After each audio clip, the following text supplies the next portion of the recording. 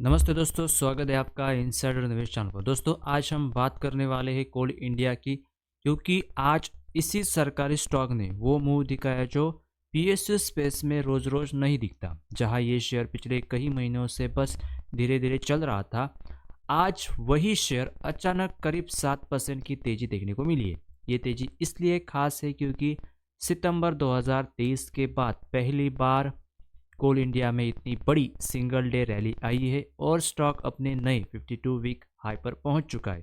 अब सवाल ये नहीं कि स्टॉक ऊपर क्यों गया, असली सवाल ये है कि क्या इसके पीछे कोई ठोस वजह है या बस हवा में उछाला है। चलिए बिल्कुल ग्राउंड लेवल से समझते हैं।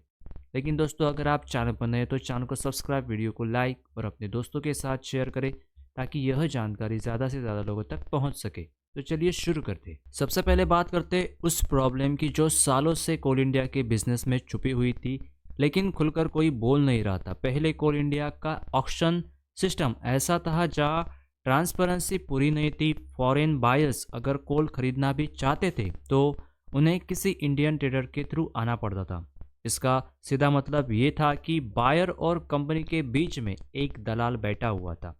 जब बीच में ज़्यादा लोग आ जाते तो प्राइस सही तरीके से डिस्कवर नहीं हो पाता और कंपनी अपने प्रोडक्ट की पूरी वैल्यू कैप्चर नहीं कर पाते। अब दोस्तों, यही से कहानी पलटती है। सरकार ने कोल इंडिया के लिए ऑक्शन फ्रेमवर्क लागू कर दिया है। इस नए सिस्टम में फॉरेन बायर्स को सीधे ऑक्शन में हिस्सा लेने की इजाज़त मिल गई है। सीधे का मतलब ये है कि अब कोई मिडल मैन नहीं है, कोई घुमावदार रास्ता नहीं। फॉरेन बायर्स एक बार डिजिटल रजिस्ट्रेशन करेगा, ऑनलाइन बिडिंग में हिस्सा लेगा और एडवांस इलेक्ट्रॉनिक पेमेंट्स करेगा। पूरा प्रोसेस साफ, डिजिटली और ट्रांसपेरेंट हो गया है।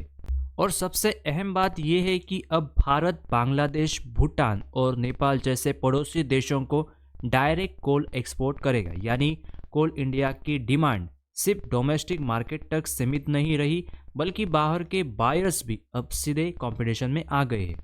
अब दोस्तों, ज़रा प्रैक्टिकल तरीके से सोचो। जब बायर्स कम होते तो सेलर मजबूरी में कम दाम पर बेचता है, लेकिन जैसे ही बायर्स बढ़ते हैं, बिडिंग बढ़ती है, कंपटीशन आता है और कोल के दाम अपने आप ऊपर जाने लगते। कोल वही है, कॉस्ट वही है, लेकिन अगर वही कोल ज़्यादा दाम पर बिके तो सीधा फायदा कंपनी के मार्जिन पर होता है। इसलिए इस अपडेट को मार्केट से पॉलिसी न्यूज़ की तरह नहीं देख रहा है, बल्कि इसे मार्जिन एक्सपेंशन स्टोरी की तरह देख रहा है। अब दूसरी बड़ी वजह पर आते हैं, और हाँ, यहाँ नंबर्स बहुत ज़रूरी है। कोल इंडिया ने फाइनेंशियल ईयर 2026 के लिए करीब 875 मिलियन टन का प्रोडक्शन टारगेट रखा है। हैरानी की बात यह है कि Q3 एंड तक ही कंपनी ने इस टारगेट का लगभग 60% अचीव कर चुकी है। आमतौर पर माइनिंग कंपनीज के लिए साल का पहला हिस्सा वीक रहता है, खासकर मानसून की वजह से, लेकिन इस बार सेकेंड हाफ में सिर्फ रिकवरी नहीं बल्कि स्ट्रांग मोमेंटम दिख रहा है। मार्केट इसे ऐसे बढ़ा रहा है कि अगर डिमांड बनी रही तो कोल इंडिया अपने टारगेट से भी आगे निकल सकता है। तो पीएसयू स्टॉक में जब प्रोडक्शन विजिबिलिटी क्लियर होती है तो वैल्यूएशन को सपोर्ट मिलने लगता है। यही रीजन है कि इन्वेस्टर अब इस स्टॉक को अलग नजरिए से देखने लगे हैं। अब तीसरी और बहुत अंडररेटेड वजह की बात करते हैं, वो है सब्सिडियरी की लिस्टिंग। प्राइम मिनिस्टरी ऑफिस से साफ डायरेक्शन आया है कि कोल इंडिया को अपनी सब्सिडरीज को 2030 तक लिस्ट करना है। इसका मतलब ये है कि कंपनी के अंदर जो वैल्यू सालों से छुपी हुई थी, अब वो धीरे धीरे मार्केट के सामने आएगी। सबसे पहले भारत कुकिंग कोल इंडिया के आईपीओ की चर्चा है, जिसका साइज करीब 1300 यानी 1300 करोड़ रुपए माना जा रहा है। यह आईपीओ ऑफर फॉल शेयर के जरिए आएगा, जिसमें कोल इंडिया अपनी करीब 10% स्टेक सेल करेगी। इसके बाद CMPDI जैसी सब्सिडीज की लिस्टिंग भी पाइपलाइन में है। जब सब्सिडरी लिस्टिंग होती है तो पेरेंट कंपनी की वैल्यूएशन सिर्फ कोल बिजनेस तक सीमित नहीं रहती, बल्कि पूरे ग्रुप वैल्यू को रिफ्लेक्ट होने लगती है। आज मार्केट इसी फ्यूचर वैल्यू को प्राइस में जोड़ रहा है। अब आखिर लेकिन लॉन्ग टर्म के लिए सबसे इंटरेस्टिंग पॉइंट है कि कोल इंडिया अब सिर्फ कोल निकालने वाली कंपनी नहीं रहना चाहती है। कंपनी कोल गैसिफिकेशन जैसे प्रोजेक्ट में शामिल रही है, जहां कोल से गैस बनाई जाएगी। महाराष्ट्र में BPCL के साथ जॉइंट वेंचर में एक ऐसा बड़ा प्रोजेक्ट प्लान किया गया है जिसमें कोल इंडिया की 51% हिस्सेदारी है। इसका सिग्नल साफ है कि कंपनी फ्यूचर एनर्जी में भी अपना रिलेवेंस बनाए रखना चाहती है। तो दोस्तों, अब सच की बात करें तो आज की रैली कोई एक्सीडेंट नहीं थी। इसके पीछे पॉलिसी सपोर्ट, प्रोडक्शन विजिबिलिटी और वैल्यू अनलॉकिंग की कहानी है और फ्यूचर प्रोजेक्ट का एंगल है। लेकिन ये भी याद रखो कि कोल इंडिया अब भी एक पीएसयू स्टॉक है। ये ओवरनाइट मल्टीबैगर नहीं बनेगा, लेकिन stable cash flow, strong dividend और कंट्रोल रिस्क वाला बिजनेस जरूर है।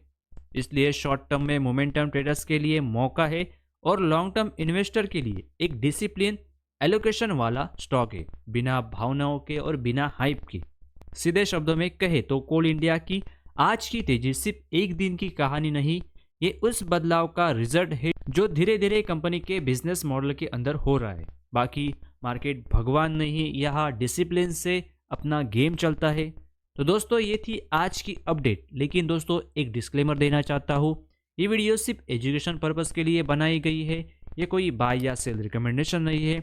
निवेश करने से पहले अपने फाइनेंशियल एडवाइजर से ज़रूर सलाह लें और आप भी खुद इन्वेस्ट करने से पहले अपने रिसर्च पर फोकस करें। तो दोस्तों, आज की वीडियो यही ख़त्म करते हैं।